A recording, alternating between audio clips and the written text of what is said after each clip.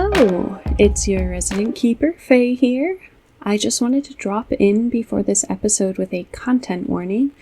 This episode does contain dealing with violence against children and bullying.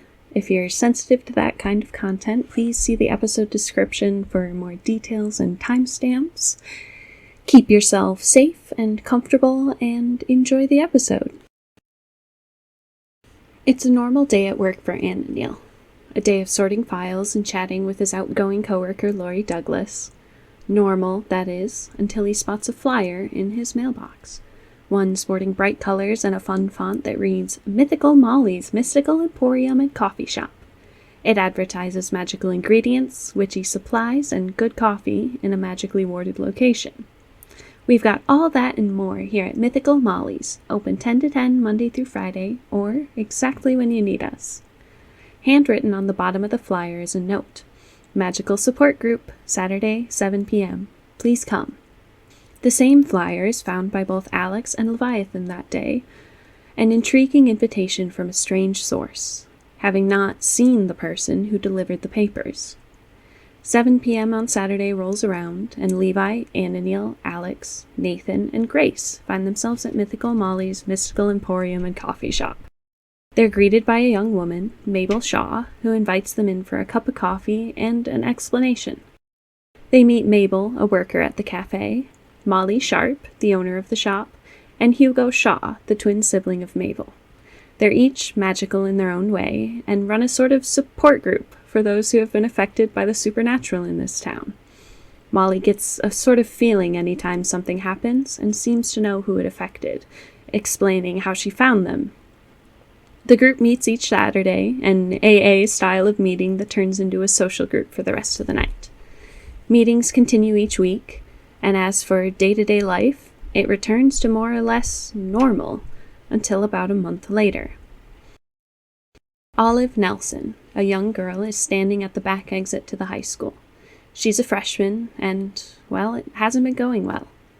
As she starts to make her way home out the back, her eyes are darting around on high alert, looking for any kind of movement or suspicious individuals. It's not until she's reached the small set of bleachers at the side of the soccer field that she realizes she missed the figures standing behind it, their shapes obscured by the metal bars. "Hey, where the fuck do you think you're going?" The tallest boy of the group shouts out to her as he rounds the corner, a cruel grin on his face. "Leaving without saying goodbye?" She's too close to them to back off, but she considers running anyway. It's like they can sense it, and her antagonist's lackey has grabbed her arm before she can make a move, shoving her roughly against the metal of the bleachers. Her head is ringing from the blow, and she can't hear the next words over the noise. Pain and fear shoot through her body, and she's paralyzed for a moment. Blinking the fuzz out of her vision, she looks up at the sneering boys cornering her against the back of the bleachers, and for a moment, rage floods her system. Olive isn't quite sure what's happening next. All she knows that it hurts. It hurts in a way that she's never experienced before, as her body changes. She isn't all there for the next few minutes. All she knows is that she's seeing red. The only thing in her mind is rage, a red-hot fury at her tormentors, and an all-consuming hunger. Screams sound distant in her ears, mixed with a wet, tearing sound and the crunching of something hard between her now sharpened teeth. The feelings fade as she feels the hunger satiated, and she starts to wander off, not quite sure where she's heading as her limbs start to grow weaker. When she finally comes to fully, she's on her hands and knees, staring down at the gravel of a back road beneath her hands that are soaked in blood. Ananiel's next workday is interrupted when his office door is flung open by Lori. "You're into weird shit, right? Have you seen the news?" She's holding out her phone, open to an article from the local newspaper about a teenager found dead near the high school, seemingly mauled by some sort of wild animal. Shark had been getting antsy these past few days, so he had known something was coming. And he knew enough to know that a random animal attack was rare in well-populated areas, and it was time to get back to work.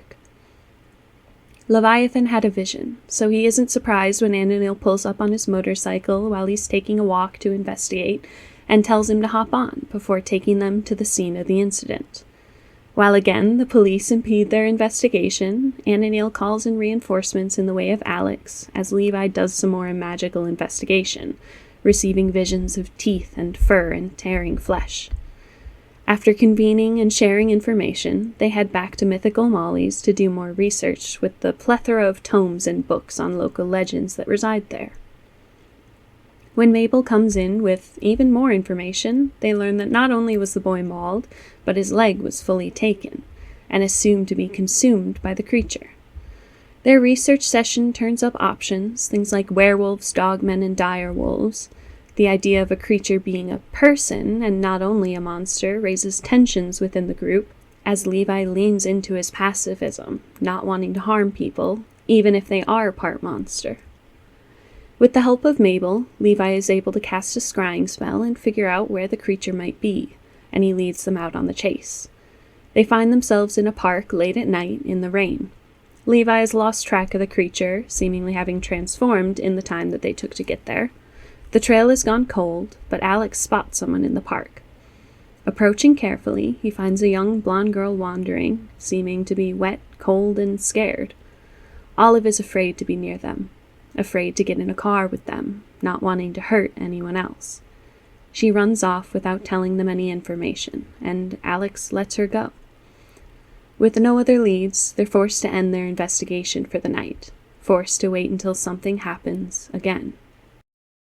Waking to another rainy day, Alex and Anna are forced to treat their day as though it were normal, up until another news article surfaces.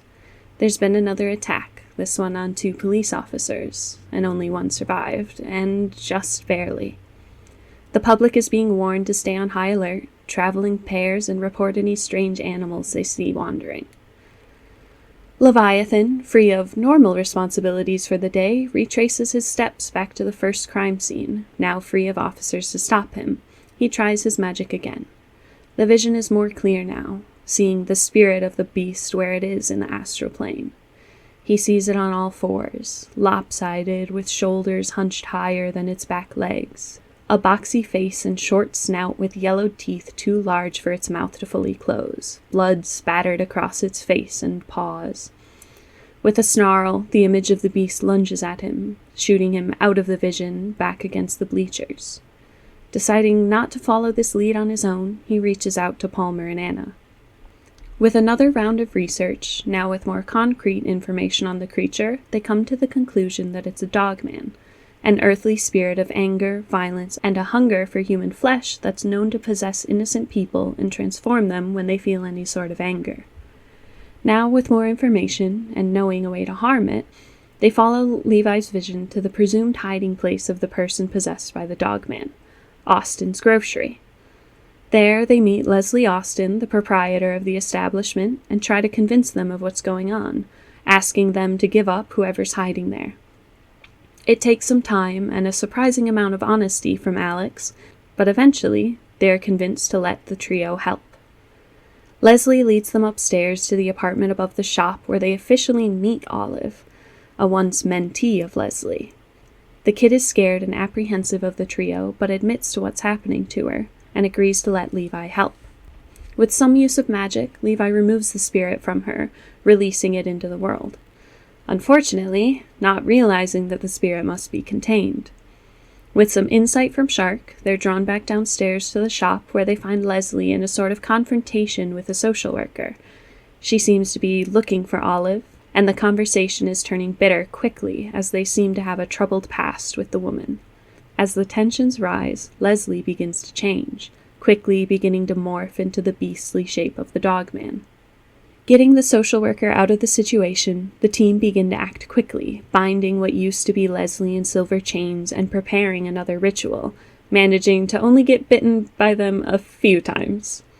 Summoning help from Mabel, Hugo, and Molly, they set up a new ritual, a proper detaching and trapping ritual. Using what they have and some supplies brought by their backup, they manage to remove the spirit and trap it inside of a pickle jar. With Leslie now exhausted and injured, but ultimately safe, Levi heals them before getting back upstairs to rest, left with a card with Alex's number and a flyer for the supernatural support group. Levi, now fully drained, has to be carried to the car and escorted back to the Palmer household to rest for the night. It's a few days before Leslie and Olive reach out. Olive to Alex, and Leslie showing up at the church. Olive is concerned that this might happen to her again, and afraid of hurting anyone else. But Alex is quick to assure her that it's taken care of, and that if something does happen again, they'll be there to help right away.